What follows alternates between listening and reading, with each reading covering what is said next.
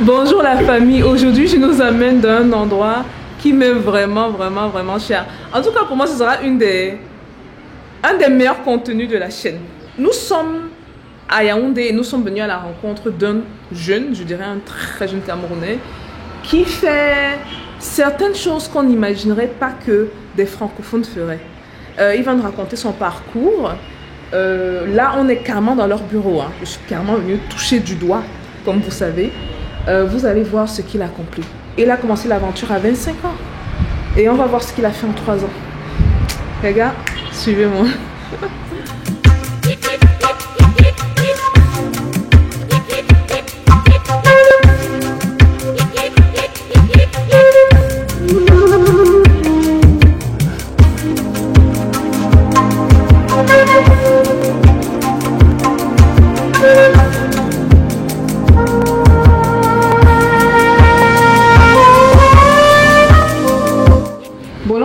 Au bureau de Tagus Drone. On va accueillir Borel qui est présent. Borel, c'est pas bienvenue. Bonjour Borel. Bonjour. Comment vas-tu? Comment vas-tu? Très bien, merci. Ok, super. Bon, là, on va faire le tour de son bureau, donc ce sera vraiment toi le guide. Okay. On a la tête pensante ici avec nous, ce qui est très bien. Et donc c'est ça, donc je vais te laisser parler. Déjà, tu t'introduis, c'est qui Borel? Pour ceux qui sont curieux, se demandent c'est qui ce jeune homme-là dont Stéphanie a parlé au départ. Borel Tagia, c'est ce jeune ingénieur de conception d'énergie renouvelable qui aujourd'hui a l'opportunité d'être à la tête de l'entreprise Tagus Drone, entreprise de fabrication et de commercialisation de drones, des installations solaires photovoltaïques, du développement web, de l'intelligence artificielle de façon générale. Donc aujourd'hui, j'ai l'opportunité, la chance d'être à cette entreprise-là, où aujourd'hui on a plusieurs personnes qui y travaillent. Au départ, c'était un rêve. Aujourd'hui, on est en train de concrétiser ce rêve et on espère continuer dans ce sens-là. Donc je vais vous faire le tour de l'entreprise. Oui, on te suit bien sûr. Ok, donc là c'est le rôle. C'est ici que nous exposons nos différents drones, nos différents modèles de drones. Il y en a combien peut-être? Actuellement, nous avons 3 catégories de drones, mais là, on n'a qu'un seul modèle pour les prises d'images aériennes. On a pour les prises d'images aériennes, on a pour la surveillance, on a pour l'agriculture. Ce sont les 3 modèles de drones que nous avons mis sur le marché actuellement. Donc, là, c'est l'accueil. Généralement, lorsqu'un client arrive, c'est ici, on l'accueille, on prend son besoin et en fonction de cela, on peut coter au département qui sera en charge de cela. Donc vous fabriquez les drones, pour ceux qui sont intéressés, ils peuvent faire fabriquer carrément les drones chez vous? Effectivement. L'objectif du projet, c'est de mettre toute une usine de fabrication sur pied, qui n'alimentera pas uniquement le Cameroun, mais toute l'Afrique en réalité. Parce qu'on s'est rendu compte que le domaine des drones, c'est un domaine porteur. De plus en plus, les gens ont besoin des drones, qu'il s'agisse de l'agriculture, de la défense, de la surveillance, des prises d'images. Il y a un réel besoin sur le marché. Or, cependant, on ne voit pratiquement pas d'entreprises qui se lancent dans ce domaine-là. Donc nous sommes entièrement dépendants des firmes européennes ou chinoises. C'est dans la raison pour laquelle nous nous sommes dit non. On va mettre une usine de fabrication sur pied afin de pouvoir développer, de fabriquer tous les modèles de drones et pouvoir satisfaire le besoin sur le marché. C'est la raison fondamentale même de la naissance de ce projet. Je vais pousser les questions à l'intérieur, hein, une fois qu'on a fait tout le tour. J'ai plein de questions très intéressantes pour toi. Donc là, c'est le retour de l'univers, c'est le salon. Là, les clients peuvent pouvoir attendre. L'accueil. Oui, c'est l'accueil. Maintenant, on va amorcer les différents départements. Donc là, c'est le département analytique et juridique. Bon, là également, c'est la comptable qui est dans son exercice quotidien. Pour bien voir si l'entreprise produit ou bien si elle n'a que des charges. C'est bien d'en avoir une, hein, parce que beaucoup ne réalisent pas l'importance de la comptabilité. Effectivement, on y met un point particulier à Tagus Drone. Là, c'est le département électronique et informatique aussi. Donc généralement, c'est là qu'est fait toutes les maintenances, lorsqu'on veut produire un modèle de drone. Là, c'est ici que le département électronique commence le développement, les modélisations et aussi parfois on a des développeurs qui aiment aussi bien s'asseoir ici lorsqu'ils doivent travailler avec, conjointement avec le département électronique. Mais là, je me rends compte que les jeunes sont quand même intéressés par tout ce qui est tech là. Effectivement, c'est l'une des choses qu'on a cru à un moment que c'était peut-être uniquement pour les Européens. Or, en Afrique, on a des personnes qui sont intéressées par la tech. Et particulièrement ici, beaucoup sont intéressés par les drones. Et ouais, généralement, c'est vrai qu'on n'a pas des études sur lesquelles on est focalisé à l'école et à l'université. Et de plus en plus, les gens sont passionnés. Et moi, je dis toujours que c'est la passion qui est à l'origine de tout. Donc, si on a des personnes passionnées, alors on ne pourra jamais manquer de voir ces personnes-là développer des grandes choses. Et à Taguzone, ce ne sont que des personnes passionnées. Ça, c'est la première caractéristique pour faire partie du personnel de Taguzone. Ici, c'est la salle de réunion, mais également, ici aussi, généralement, on a des stagiaires qui veulent venir faire leur stage au sein de l'entreprise Taguzone. Ah, vous prenez des stagiaires également? Effectivement. Des stagiaires en informatique, des stagiaires en énergie renouvelable, des stagiaires en électronique. Tous issus des différentes grandes écoles du Cameroun d'ingénierie. Ah, ça c'est très beau à entendre. Donc là, c'est le département informatique qui travaille conjointement avec eux. Je suppose qu'ils sont en train de développer soit une application. Ils sont tout beaux là et tout jeunes. Là, c'est la direction. Bon, là, c'est chez le beau ça. Vous avez compris que on vient d'arriver chez Borel et tout. Voilà. Ok, super.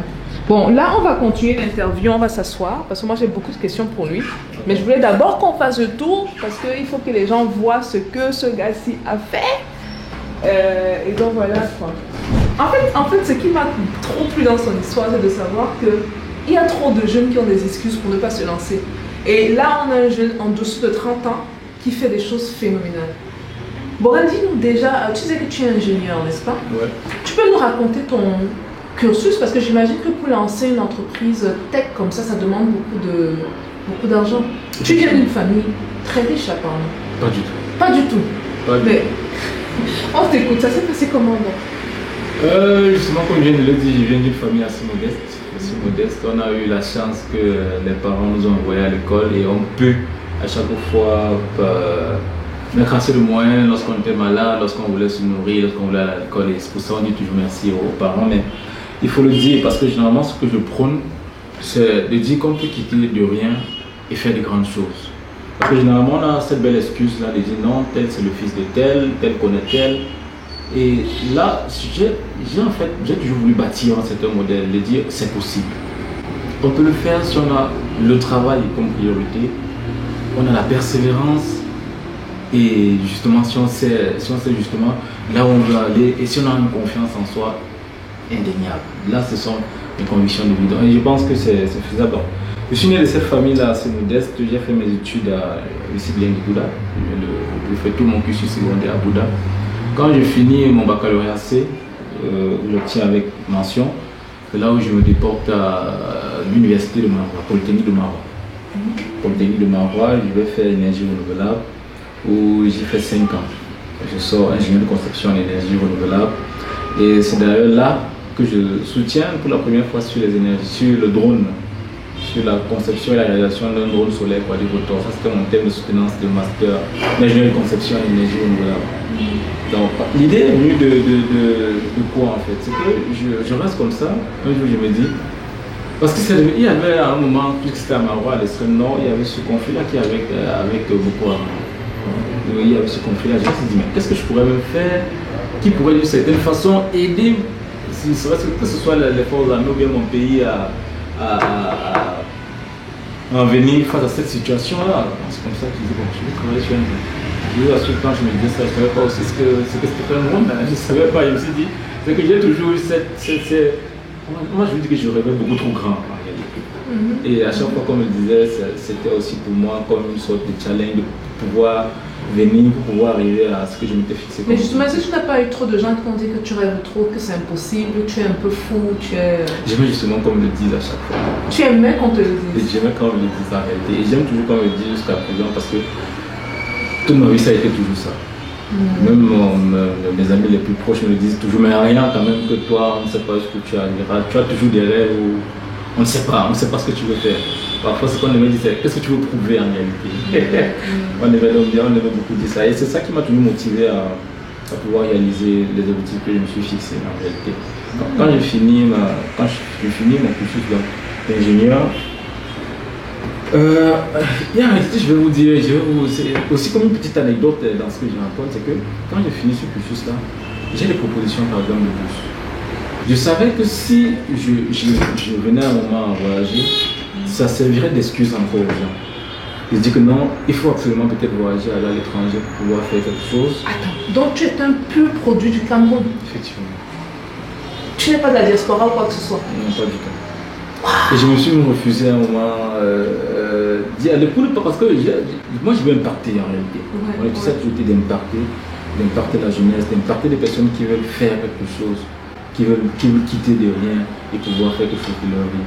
Et c'est dire que c'est possible en réalité parce que dans notre écosystème, il n'y a pas réellement de personnes sur lesquelles à un moment on peut se baser, s'appuyer pour servir de repère. Donc généralement, quand on regarde les autres puissances, généralement il y a tellement de modèles. Tellement de modèles d'entrepreneuriat, tellement de personnes sur lesquelles on peut dire non, tel. Et aussi, ce n'est pas que dans notre écosystème il n'y en a pas, mais c'est qu'à un moment les gens ne racontent pas aussi leur histoire. Et c'est aussi l'une des raisons pour lesquelles j'ai créé l'ouvrage itinéraire d'un entrepreneur africain. Ça, c'est aussi la raison. Un livre hautement recommandé. Merci. Donc c'est comme ça que pour en venir à l'histoire, justement, je finis. J'ai ces propositions-là auxquelles je ne valide pas, justement.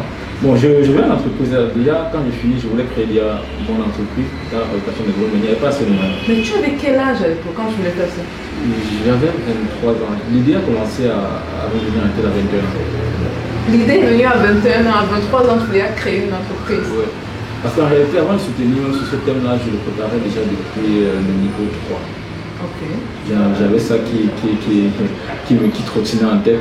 Je voulais y aller faire. Donc c'est comme ça que quand je finis, donc j'ai envie de lancer une entreprise. Il n'y a pas de moyen. On ne va pas encore déranger la famille qui a permis à ce qu'on peut-être on finit ses études, de venir encore dire non, voilà, peut-être il me faut 100 millions, bien il me faut même 2 millions, 3 millions.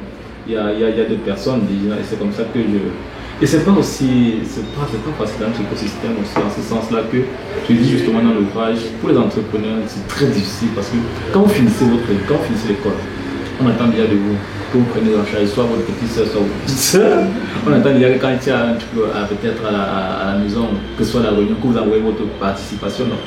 Vous n'allez pas. Ce qui fait que beaucoup de personnes, quand ils finissent l'école, ils ont des idées. Mais généralement, ces idées-là meurent. Et c'est comme ça que beaucoup vont en entreprise. On commence à travailler, à comprendre la routine et on continue.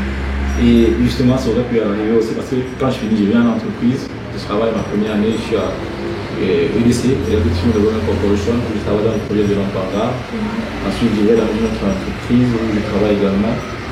Avant de me dire, parce que j'ai toujours pensé qu'il fallait que j'apporte quelque chose. Il fallait que j'apporte quelque chose, comme je le dis souvent, il fallait que j'apporte ma quote part à l'humanité. Donc, il fallait que ce que je fasse soit assez significatif, non seulement pour moi, pour les personnes qui m'entourent, mais pour toute l'humanité. C'est comme ça que je me suis dit, ok, bon, c'est pas ma place, autant mieux faire ce que j'ai toujours voulu faire. C'est comme ça que j'ai démissionné. J'ai dit, tu as démissionné, comment tu peux laisser une source de revenus? Parce que beaucoup vont dire que mais il ne peut pas laisser l'argent là. Comment tu démissionnes pour... C'était un appel, tu penses, plus fort que toi? C'était un appel plus fort. Okay. C'était un appel plus fort. Ce qu'il y a aussi, c'est que j'ai jamais douté en réalité de moi. Et je vous assure que le salaire était plutôt bien rémunéré en réalité aussi. Plutôt très bien pour un jeune qui vient de sortir de l'école, qui n'a pas de charge, c'était plutôt très bien rémunéré.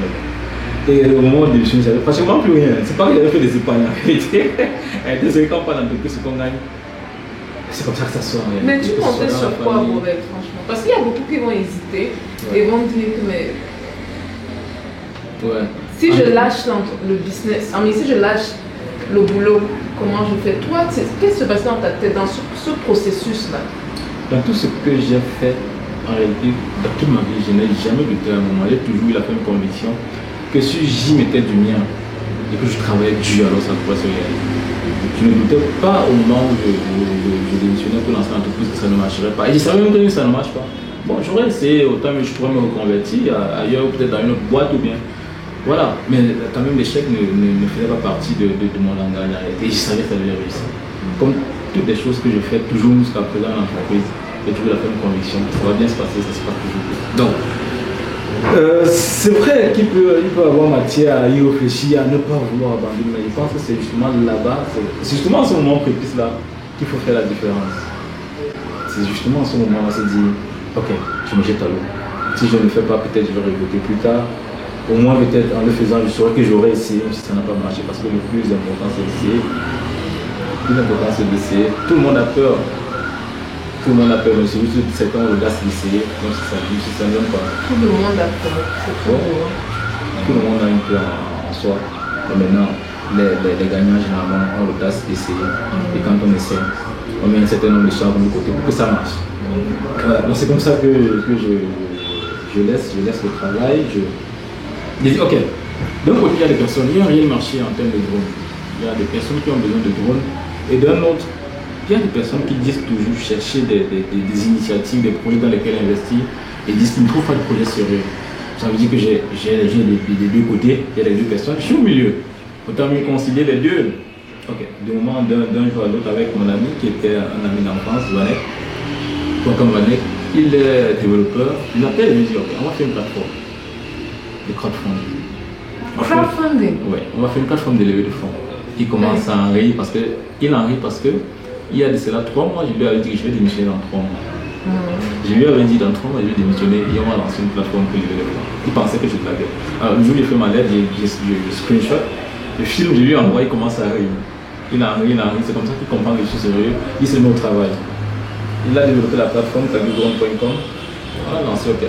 On a commencé à partager, c'est comme ça que le projet a commencé à prendre une envergure, les personnes ont commencé à s'intéresser au projet. On a pu voir déjà non seulement le sérieux du projet, mais également le sérieux de l'équipe qui encadre le projet également, parce que c'est un élément fondamental, et la vision qu'on avait pour l'entreprise. Parce qu'on a une très grande vision pour Taguidrone.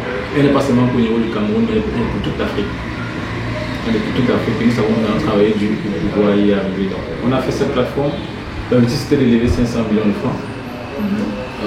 On a levé 200 millions, à peu près 200 millions. On a levé 200 millions. Félicitations. Hein. Merci.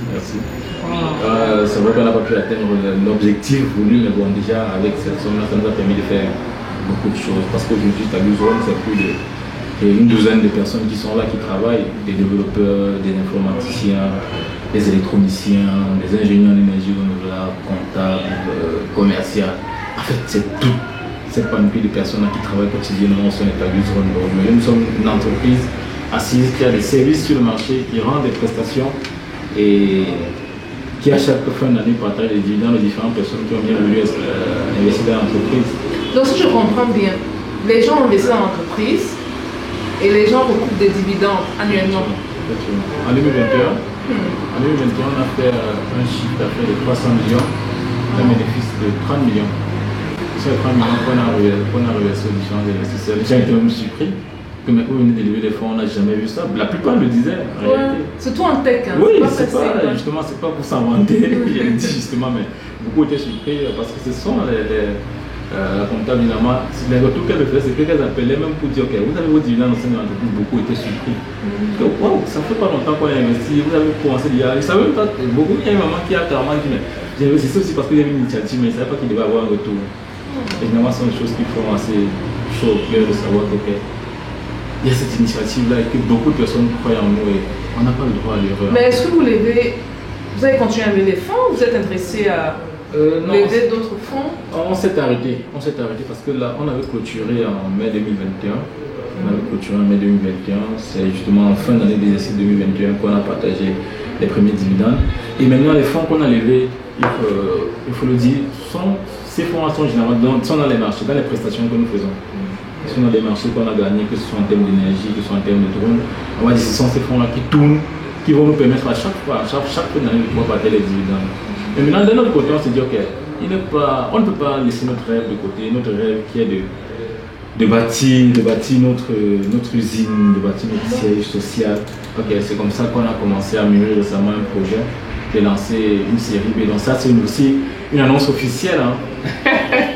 Série B, c'est-à-dire que vous allez prendre, vous allez lever les fonds et tout. Effectivement. Souvent, ceux qui me demandent que mais je fais comment pour trouver des entrepreneurs dans lesquels j'investis, c'est ce genre d'exemple. Et comme on parle vraiment de revenus passifs, quand vous trouvez une entreprise sérieuse, vous investissez dans l'entrepreneur, l'entreprise grossit en retour, vous avez un retour sur investissement et tout. Ouais. Est-ce que c'est arrêté pour la série B ou pas du tout? C'est déjà arrêté. C'est déjà arrêté. Il est possible que ça se lance le 18 ans. Tout est déjà mis en place. Voilà ce que nous voulons faire. Ok. Je suis intéressé, je l'ai dit avant, parce que juste pour ne pas perdre, je suis intéressé à contribuer au projet. Ouais. Il se dirige où? Est-ce qu'il y aura un email, un numéro de téléphone, un site internet? Il y aura un site internet, tagusdrone.com. Ok. Tagusdrone.com, vous tapez juste tagusdrone.com, vous allez voir le site, que ce soit dans Google ou bien dans la barre, dans le lien. Vous tapez, vous allez voir le site, vous allez sur le site, il y aura toutes les informations. Les investissements se feront directement soit sur le site, soit au niveau du siège social, comme on l'a toujours fait. Ok, super. Donc, déjà, ce qu'on a fait, c'est qu'on a acquis un terrain déjà à Yaoundé Premier, à Nyondu, 821 mètres carrés. Ce terrain qui abritera justement l'usine et le siège social. Donc, on a déjà tout maturé, on a le siège social, on a l'usine. On a toutes les conceptions avec le cabinet Africa Model Building qui a bien voulu faire ce travail-là. Ils ont travaillé dessus et tout est prêt. Maintenant, il ne manque plus qu'à réaliser. On annonce le début des travaux pour novembre.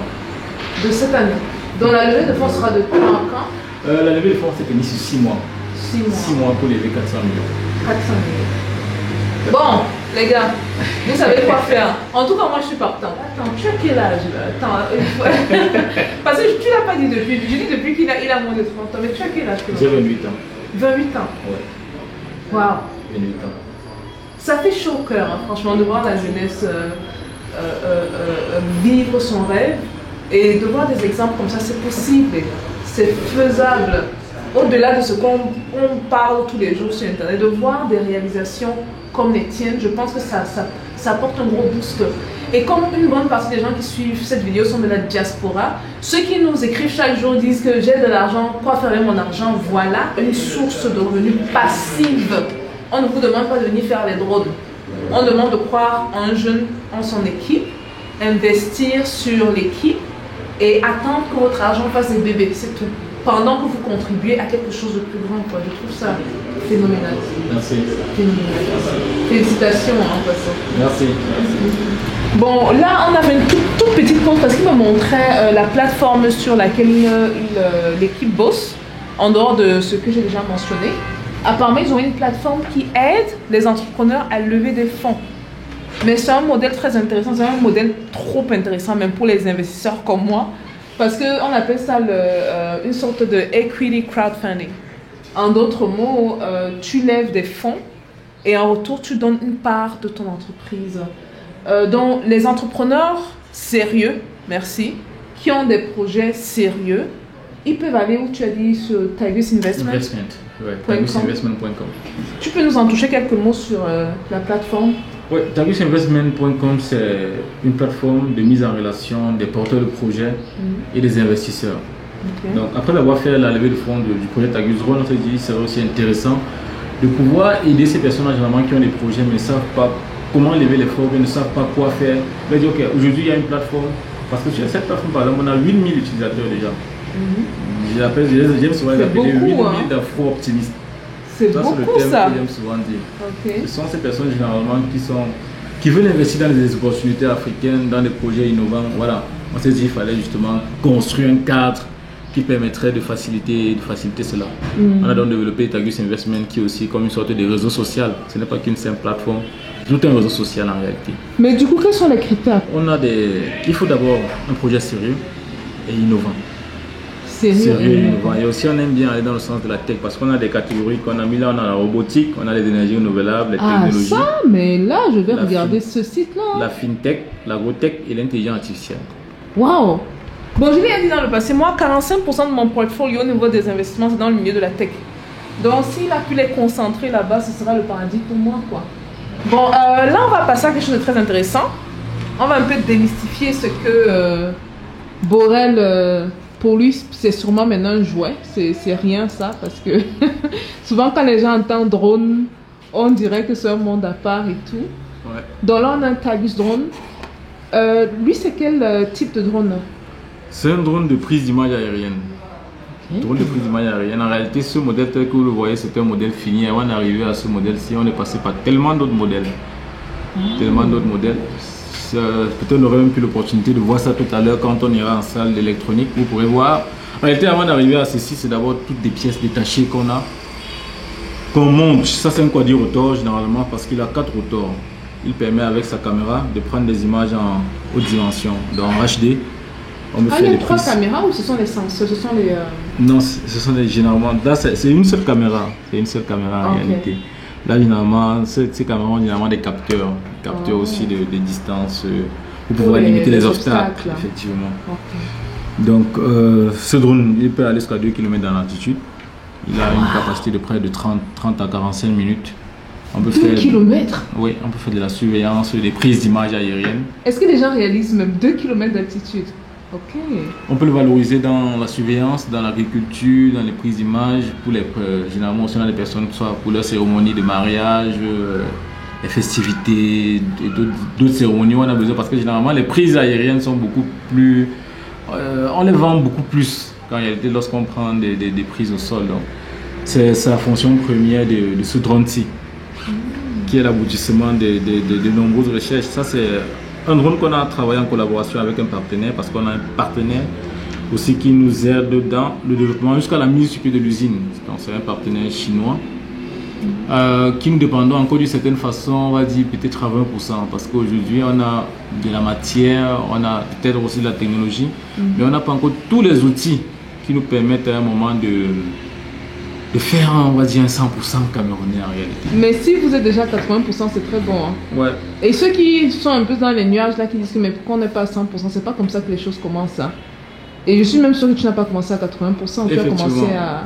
D'abord on est à 10, on est à 20, on essaie de monter, parce que l'idée à un moment c'est de... On grandit, on se détache un peu, on devient de plus en plus indépendant. Et là on veut être encore... L'idée justement, pour rejoindre ce qu'on a annoncé tout à l'heure par rapport à la série B, c'est justement d'être indépendant définitivement. Et puis dépendre de ces 20%. Parce qu'en mettant notre usine sur pied, ce sont des machines en réalité. Parce que ce dont on dépend encore des autres, c'est la coque. Parce que voilà l'un des challenges La coque, c'est-à-dire la caisse. La caisse, cette coque-ci. En réalité, c'est ce qui est le plus difficile à faire dans le domaine de la tech. Vous allez voir la plupart des entrepreneurs dans la tech, le produit est bon, mais à un moment le design n'est pas au rendez-vous. J'ai remarqué ça. Le design n'est pas au rendez-vous parce que généralement il faut des outils, il faut soit des imprimantes 3D, soit des machines à injection pour pouvoir faire des codes de telle qualité, et cela demande un investissement conséquent. Et c'est là où nous voulons en venir. Et d'ici l'examen, je pense que nous serons fin prêts pour cela. Wow. Mais toi, tu as appris à faire... comment quelqu'un se lève le matin et commence à faire les dons? Tu as appris ça comment? Un peu autodidacte et beaucoup de lecture aussi. Parce que généralement à l'école, dans notre cursus, nous apprend l'électronique. On fait de l'électronique. Bon, c'est vrai que l'électronique c'est la base de tout. Mais au moins il faut de la passion pour pouvoir développer sa passion-là, l'orienter vers autre chose. Et moi j'étais passionné par les drones, par les objets volants. Donc du coup après, c'était que, ayant des bases en électronique, il fallait juste maintenant une bonne dose de courage pour pouvoir se lancer là-dedans. Voilà. J'aime bien quand tu dis objet volant, les soucoupes volantes là-dedans. Peut-être c'est toi qui vas nous amener sur notre planète quoi. Donc c'est ça. Ah ok. Et là c'est quoi, c'est la manette? Oui, là c'est la radiocommande. C'est avec ça qui permet de piloter ce drone. Donc généralement on a ce qu'on appelle un microcontrôleur, un contrôleur de vol à l'intérieur qui est un peu comme le cœur de la carcasse. Généralement, avec cette radiocommande, on lui envoie des fréquences. Qui sont, bon, pour ne pas trop entrer, qui sont en 2.4 GHz. Et lui, le contrôleur de vol, c'est cette fréquence-là qui repère et permet de donner des instructions au moteur. Donc, avec cette radio, on contrôle les moteurs, on contrôle la caméra, on contrôle l'ensemble du drone. Est-ce qu'on a besoin d'avoir Internet? Ça, c'est pour ceux qui ne s'y connaissent pas. Est-ce qu'on a besoin d'avoir Internet justement pour piloter un drone? Non, pas du tout. Pas du tout, ok, super. Donc, même dans les villages, les coins les plus repoussés, on peut le faire? On peut le faire les coins les plus repoussés. On n'a pas besoin d'Internet. Peut-être l'Internet dans un certain modèle qu'on voulait faire pour repousser un peu les limites. Parce que généralement, il y a aussi un souci de distance, la portée entre la radiocommande et le drone. Ça, c'est aussi une limite généralement dans le domaine des drones. Parce que plusieurs fois, moi, en pilotant mon drone, j'ai perdu le signal. Hein. Voilà. Justement. Et là, tu te mets en mode panique, quoi. Parce qu'il faut faire revenir le drone à la maison. Voilà. Quoi. On travaille également sur un modèle de drone où on voulait justement repousser cette limite-là où la distance ne serait plus un frein. Okay. Et on a pensé justement à l'option d'Internet comme une solution. Soit peut-être passer par un satellite qui servirait de relais. Donc on a passé à plusieurs options. C'est aussi une possibilité pour augmenter la portée du drone. On a confiance. Maintenant, on t'a à l'œil, hein, Borel. On t'a avec Borel, hein, parce qu'on a parlé de tout, c'était beau. Vous voyez, c'est quelqu'un de très têtu, visionnaire, acharné, qui croit en lui. J'ai surtout beaucoup aimé ça, beaucoup de je crois en moi. J'ai toujours su que ça allait marcher. Est-ce qu'on peut parler maintenant des challenges que tu as eu dans cette aventure-ci? Ouais. C'était quoi les plus grosses difficultés que tu as rencontrées? La plus grosse difficulté, généralement, dans ce domaine-là, que ce soit de façon générale ou bien particulièrement à moi, c'est qu'on se demande, même quand peut-être on est face au public, on se dit non, ça va, tout va bien, on va y arriver. Il y a parfois quand on est tout seul qu'on se dit, mais qui m'a même envoyé dans cette histoire? Parce que c'est toujours assez difficile, non seulement au début en termes d'investissement, parce qu'il faut trouver les moyens. Il faut d'abord trouver les moyens pour pouvoir lancer le projet qu'on a à cœur, ce qui n'est pas chose aisée. Il faut convaincre la famille de dire, ok, j'ai un projet que j'ai à cœur, j'ai un rêve, et je sais que je vais y arriver. Parce que généralement, prendre des décisions comme celle que j'ai prise, c'est-à-dire démissionner, c'est pas évident. La famille va demander, mais là, l'enfant, il est en train de délirer, il est en train de devenir fou, il est en train comme on dit souvent, de gâter sa vie, voilà. Est-ce que tu as un retour des parents par rapport à ça? Ils ont eu peur que tu avais fait le mauvais choix, que tu aies fait le mauvais choix? Non, particulièrement mes parents, ils ont toujours cru en moi. Toujours, mon père, il a toujours cru en moi. Lui, quel que soit ce que je lui aurais même dit, il aurait dit, ok, vas-y, fais-le. C'est une carte joker, c'est un gros avantage que tu as. Gros avantage. J'ai tout un point justement où j'en parle dans mon livre, où je dis le titre, c'est Mon père, l'homme qui a fait de moi un sûr et un grand rêveur. Parce qu'ils ont toujours cru en moi. Ce que je lui aurais dit, il aurait fallu que j'argumente un peu pour qu'il comprenne. Voilà, maintenant il fallait convaincre le reste de la famille et se dire, ok, il y a un objectif, il y a un rêve qu'on veut construire, on peut y arriver, je peux le faire, laissez-moi juste le temps. Et après, on pourra en reparler. Donc il y a eu ce premier challenge-là. Ensuite, le deuxième challenge est né au moment où il fallait des fonds. Il fallait des fonds pour pouvoir mettre l'entreprise sur pied. Et même à un moment, quand on parvient enfin à dépasser cette étape de moyens, quand on commence à avoir les moyens, on passe à la recherche et développement. Où vous voyez, vous mettez un drone,